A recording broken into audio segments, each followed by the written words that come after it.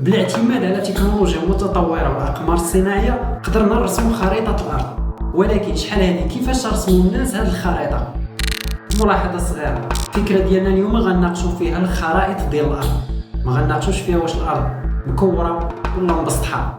وملي جبدنا نهضر على كروية ومسطحة، فإلا كانوا الناس ديال شحال هذه يرسموا الخرائط على الورق، كيفاش حنا تقدرنا نرسموها على الكرة؟ وفين هو الشكل الصحيح والأكثر دقة؟ واش الخرائط الكروية ولا الخرائط المسطحة؟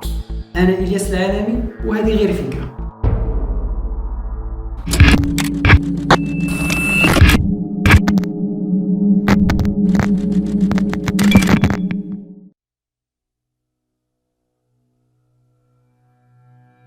التجارة الخارجية سبب رئيسي خلت الحضارة السومرية تزيد لقدام. كان عندهم تضخم كبير في الزراعة، ولكن من جهة أخرى كان عندهم نقص حاد في المعادن والمواد الخام الصناعية. هاد المواد كانوا كيجيبوها من مصر، الهند، سوريا، مقابل الإنتاج الزراعي ديالهم. وفي التنقلات ديالهم كانوا كيستعملوا الرسومات والتشكيلات اللي داروا الطرقات والأماكن اللي كيدوزوا منها باش كتعاونهم يعقلوا على الطريق المرة الجاية.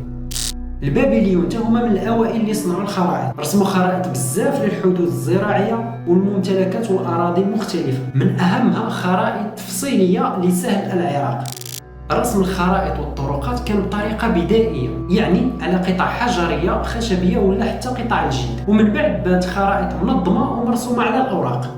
وبالاضافه للبابليين، الفراعنه والصينيين، العرب تا هما كان عندهم واحد الدور كبير في رسم الخرائط. من اهم الناس في العرب اللي رسموا الخرائط كاين الخوارزمي والكتاب ديالو صورة الأرض، ابن حوقل والكتاب ديالو اللي أيضا بنفس الاسم صورة الأرض، المقدسي والكتاب ديالو أحسن التقاسيم في معرفة الأقاليم، أيضا الإدريسي واللي كانت الخريطة ديالو هي الأدق والأحسن في ديك الفترة، بحيث أن الرسم ديالو كان على شكل 70 قطعة. وهو أيضا اللي كان صنع الكرة الأرضية بالفضة ونقش عليها المناطق والرسومات ديالو.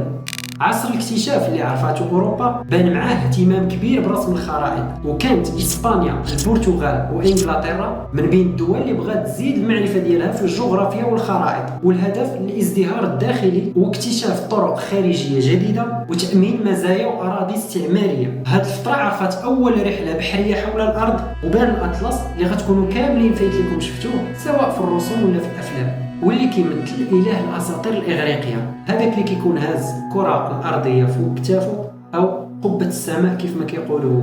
والاهم في هذا الشيء كامل هو الاسقاط اللي كان الفكره ديال الجغرافي الالماني جيراردوس ماركاتور، واللي كنخدموا به حاليا، وهو اساس الرسومات ديال الكره الارضيه، واللي كيتسمى باختصار اسقاط ماركاتور.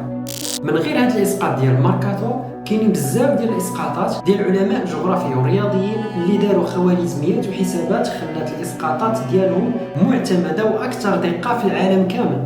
ردوا معايا البال مزيان في هذه الفكره. الاسقاط ديال ماركاتور اعتمد اسقاط معياري للارض، وكانوا كيخدموا به في نطاق واسع حتى القرن العشرين، فين بدات كتبان اسقاطات اكثر دقه. كيف ما قلنا، ركز معايا مزيان، اسقاطات اكثر دقه يعني حسن من اسقاط ماركاتور، ولكن مع ذلك ما اعتمدوهاش وما خدموش بها، وبقاو معتمدين على اسقاط ماركاتور. نظركم علاش بقاو خدامين به؟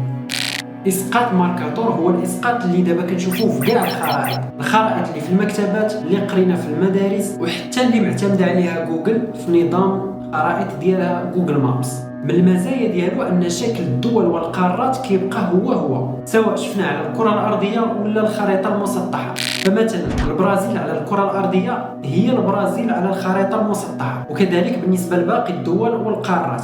ماركاتور دار هذا الاسقاط لاغراض الملاحه، وهنا كيبان الدور ولا الاهميه والاتقان ديال هذا الاسقاط. يعني يكفي تكون عندك بوصله وخريطه سواء كرويه ولا مسطحه، وتقدر تسافر من بلاصه لبلاصه بلا ما تلف، وغتعرف الاتجاه ديالك بدقه. مزيان حتى لهنا مزيان.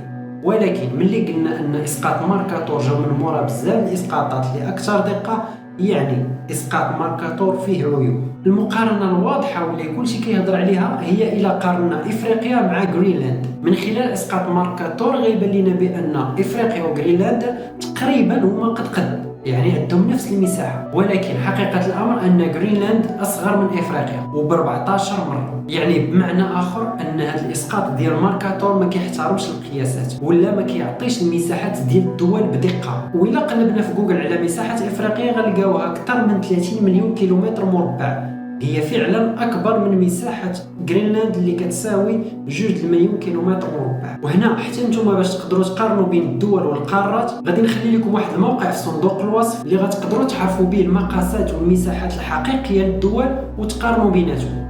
في نهايه المطاف واخا فيه عيوب ديال المساحه كيبين دول اصغر من دول او اكبر من دول، هذا الاسقاط مازالين معتمدين عليه حيت بكل بساطه كيبين دوله اكبر من دولة مهيمنة ومسيطرة على دولة، أي دولة قوية على دولة.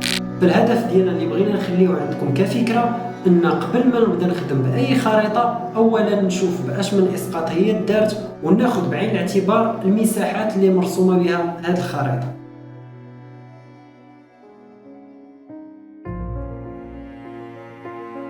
وكالعادة اللي عجبته الفكرة يقدر يشاركنا الإعجاب، يشترك في القناة ويفعل الجرس باش يتوصل بأفكار جديدة، واللي بغى يدعمنا يقدر يدعمنا على باي بال ولا على منصات باتريون.